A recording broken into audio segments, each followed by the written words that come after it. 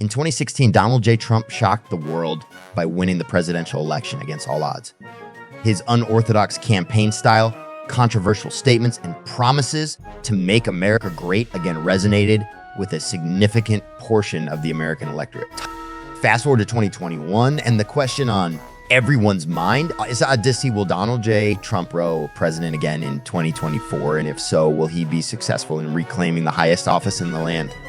The prospect of a Trump 2024 presidential run has been a topic of much speculation and debate among political pundits and commentators. While some argue that his time in the political spotlight is over and that his divisive rhetoric and behavior have alienated too many voters, others believe that his base of loyal supporters remains strong and dedicated.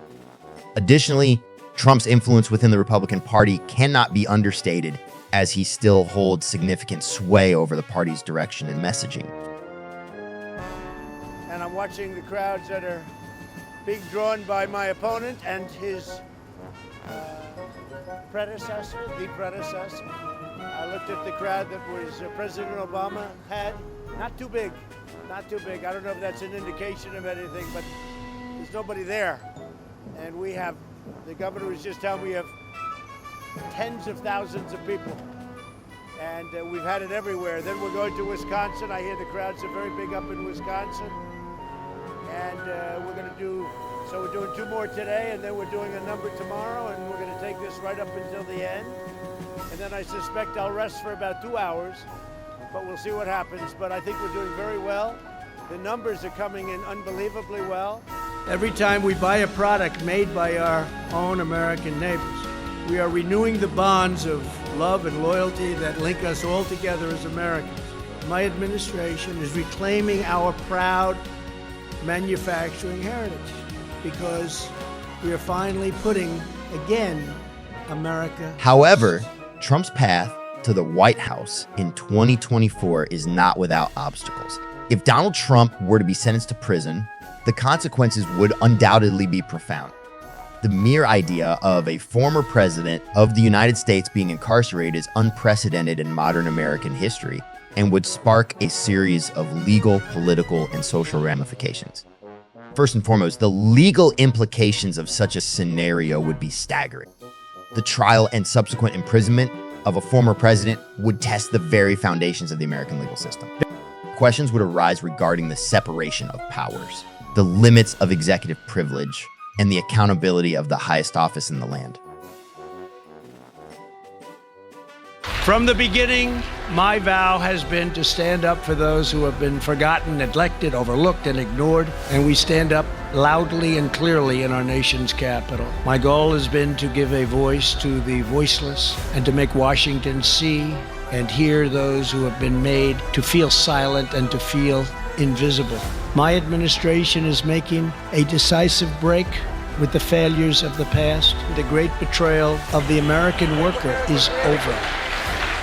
After years of rebuilding foreign countries, we are finally rebuilding our country, renewing our cities, and securing our neighborhoods and protecting our own forgotten communities. Above all, we are putting our faith in the greatness of our people, the grace of our God, and the glorious power of redemption. And I really say this with great confidence, the best is yet to come. The precedent set by such a case would reverberate throughout the legal landscape for years to come. Politically, the fallout from Trump's imprisonment would be equally significant. The Republican Party, already deeply divided over Trump's leadership, would face a crisis of identity. Would they stand by their former leader or distance themselves from his actions? The Democrats, on the other hand, would be challenged to maintain their focus on governing rather than getting tangled up in the drama of Trump's legal troubles. Socially, the impact of Trump's imprisonment would be felt across the country. Trump's ardent supporters, known for their fierce loyalty to the former president, would likely view his imprisonment as a miscarriage of justice. Protests, both peaceful and violent, could erupt in cities across America. The deep divisions that have characterized American society in recent years would only be exacerbated by such a high-profile event. In addition to these legal, political, and social consequences, there would also be personal implications for Trump himself. A man who spent his entire adult life in the public eye, Trump would now be forced to live out his days behind bars. His access to the perks of wealth and power would be stripped away, and he would face the harsh reality of life as an ordinary prisoner. For a man who has always prided himself on his wealth, status, and influence, this would be a particularly bitter pill to swallow. The hypothetical scenario of Donald Trump being sentenced to prison would have far-reaching and profound consequences for American society. The legal, political, and social fallout would be immense, and the personal implications for Trump himself would be significant. While it's impossible to predict exactly how such a scenario would play out, one thing is clear. The imprisonment of a former president would be a historic event with lasting implications for the country as a whole. President Trump's achievements at the North Atlantic Treaty Organization, NATO, have been a topic of discussion among scholars and policymakers. His approach to NATO was both controversial and transformative, with significant implications for the future of the alliance. In addition to his focus on burden sharing, President Trump also sought to redefine NATO's core mission in response to evolving security challenges. He called for a greater focus on countering terrorism and addressing emerging threats such as cyber attacks and hybrid warfare. By pushing NATO to adapt to new security realities, President Trump helped ensure that the alliance remains relevant and effective in the 21st century. One of President Trump's key achievements at NATO has been his emphasis on burden sharing among member states.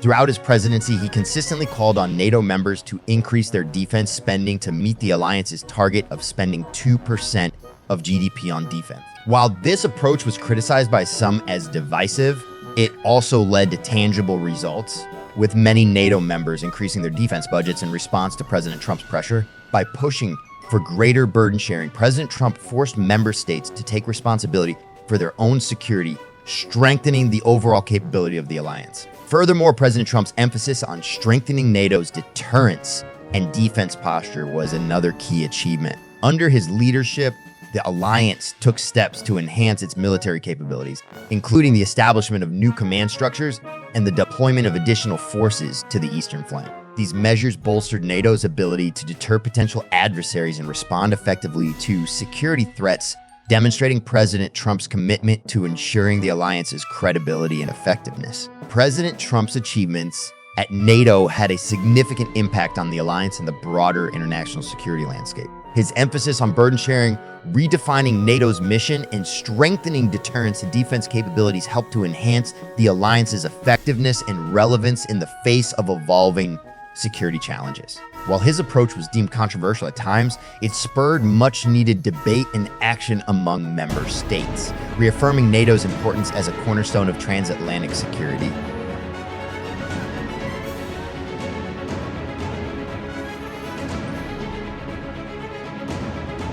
President Trump's view on foreign policy was a subject of great debate and scrutiny since he took office in January 2017. Known for his unconventional approach to diplomacy and international relations, Trump's policies were often been described as unpredictable and inconsistent. Despite this perception, a closer examination of his foreign policy decisions reveals a coherent framework that prioritizes American interests above all else.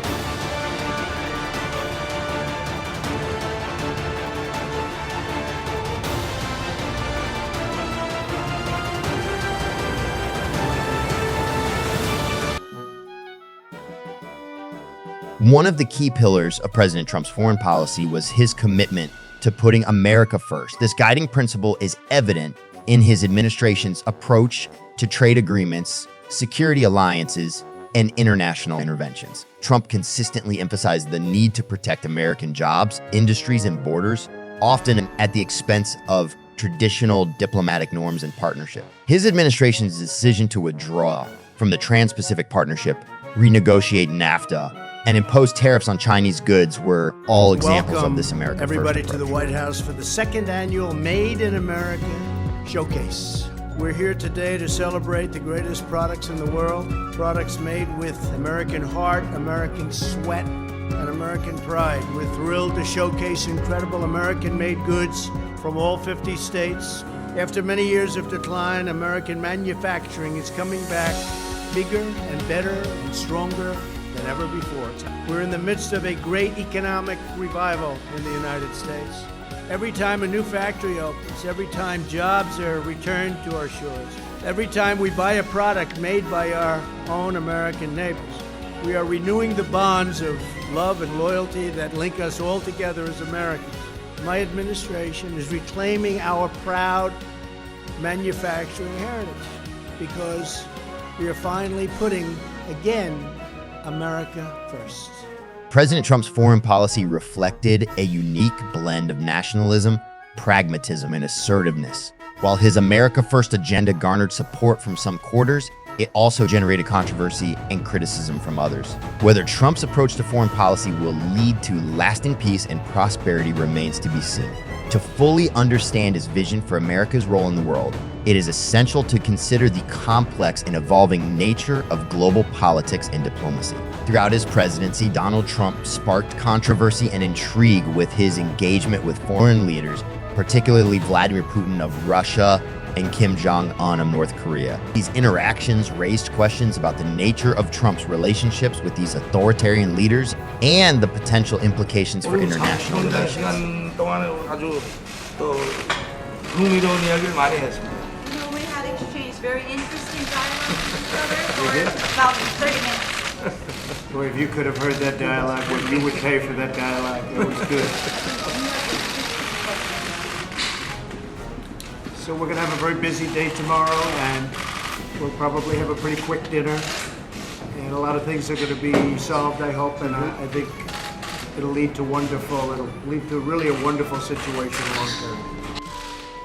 I think we have great opportunities together as two countries that frankly we have not been getting along very well for the last number of years. I've been here not too long, but it's getting close to 2 years, but I think we will end up having an extraordinary relationship, I hope so. I've been saying, and I'm sure you've heard over the years, and as I campaign, that getting along with Russia is a good thing, not a bad thing.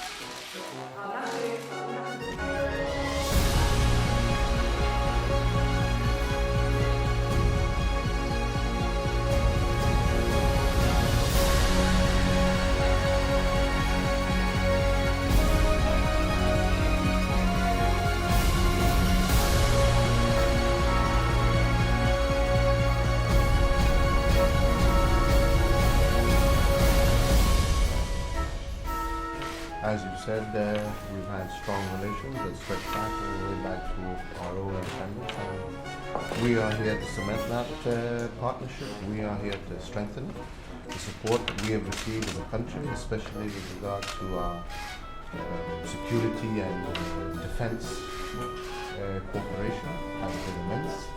I had a good opportunity to speak with Mike both in his former capacity and his current capacity.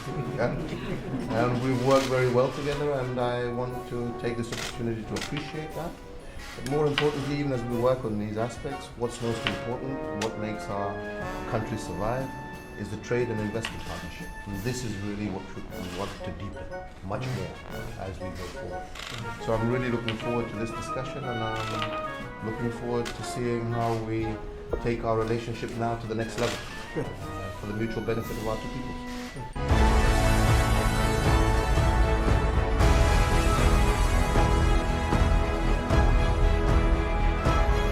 In terms of national security, Trump's America First foreign policy shifted the focus of U.S. foreign relations towards advancing American interests and protecting national security. His administration made significant investments in modernizing the military and strengthening border security to combat illegal immigration and enhance national security. Trump's tough stance on foreign policy challenges, such as North Korea and Iran, demonstrated a commitment to protecting American interests and safeguarding global stability. Additionally, Trump's efforts to reform the healthcare system have focused on expanding access to affordable and quality care for all Americans. Through initiatives such as the Right to Try legislation and the expansion of health savings accounts, Trump has taken steps to empower individuals to make their own healthcare decisions and access innovative treatment. His administration also worked to lower prescription drug prices and increase price transparency in healthcare, making it easier for patients to navigate the complex healthcare system. Despite these controversial actions, President Trump also pursued diplomatic initiatives aimed at resolving long-standing conflicts and promoting peace. His administration's efforts to broker a peace deal between Israel and the Palestinians, negotiate denuclearization with North Korea, and facilitate talks between India and Pakistan were praised by some observers as bold and innovative. However, critics argue that Trump's transactional approach to diplomacy, in which he seeks quick wins and personal accolades, undermines long-term stability and cooperation. Another hallmark of President Trump's foreign policy was his emphasis on military strength and national security. Trump pledged to rebuild the U.S. military and increase defense spending to ensure America's security and dominance on the world stage. This commitment to military power was reflected in his administration's aggressive stance towards countries like Iran, Venezuela, and Syria. Trump's decision to authorize military strikes in these countries without consulting Congress raised questions about his respect for constitutional checks and balances. We come together at a time of extraordinary opportunity for our nation. Thanks to our pro-American agenda, the economy is booming, wages are rising, and poverty is plummeting. We have the best economy we've ever had, and believe me, we're just getting started. We have such potential, such potential. Last month, the unemployment rate dropped to the lowest level in over 51 years. 3.5%. People didn't think they were going to see that a couple of years ago. If I would have said that, the fake news would have said, this guy's exaggerating. Wages are up by almost 3% in the last 3 years. When I was campaigning 3 years ago, and people were making less and less and less. They were making less 3 years ago. You go back 20 years from then, they used to make more money with one job than they made with 2 or 3 jobs. And now, for the first time in many, many years, wages are rising again.